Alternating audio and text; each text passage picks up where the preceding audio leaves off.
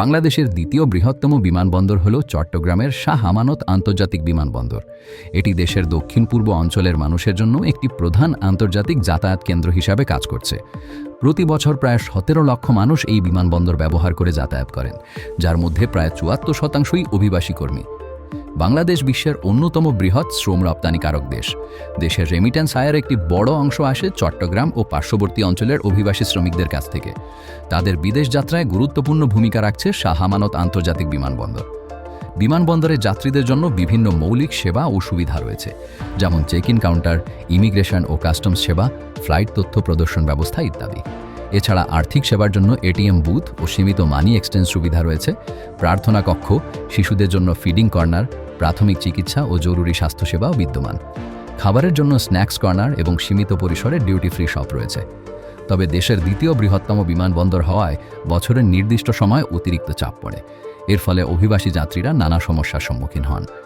এসব সমস্যার মধ্যে রয়েছে সঠিক তথ্য ও দিক নির্দেশনার অভাব, দালাল ও অননুমোদিত এজেন্টদের প্রভাব, দীর্ঘ লাইন ও ভিড়, ভাষাগত সমস্যা এবং নারী অভিবাসীদের জন্য নিরাপদ ও পৃথক সুবিধার সীমাবদ্ধতা। এই চ্যালেঞ্জগুলো শুধু ব্যক্তিগত যাত্রাকেই প্রভাবিত করে না, বরং সামগ্রিক অভিবাসন ব্যবস্থার উপরও নেতিবাচক প্রভাব ফেলে। অনেক অভিবাসী সঠিক তথ্য না পাওয়ায় আর্থিক ক্ষতির শিকার হন এবং মানসিক চাপ অনুভব করেন। কখনো তারা ভুল পথে পরিচালিত হন, যা তাদের নিরাপত্তা ও ভবিষ্যতের জন্য ঝুঁকিপূর্ণ। অভিবাসীদের নিরাপদ ও সহজ মাইগ্রেশন নিশ্চিত করতে বিমানবন্দরে হেল্প ডেস্ককে আরও সুসংগঠিত করা প্রয়োজন এবং ওয়ান স্টপ সার্ভিস চালু করা যেতে পারে, যেখানে তথ্য, সহায়তা এবং অভিযোগ গ্রহণের ব্যবস্থা থাকবে। প্রথমবার বিদেশগামীদের জন্য ওরিয়েন্টেশন সেন্টার স্থাপন করা জরুরি, যেখানে নিয়ম, অধিকার ও দায়িত্ব সম্পর্কে ধারণা দেওয়া হবে। পাশাপাশি একটি কার্যকর অভিযোগ ব্যবস্থা ও হেল্পলাইন থাকা প্রয়োজন।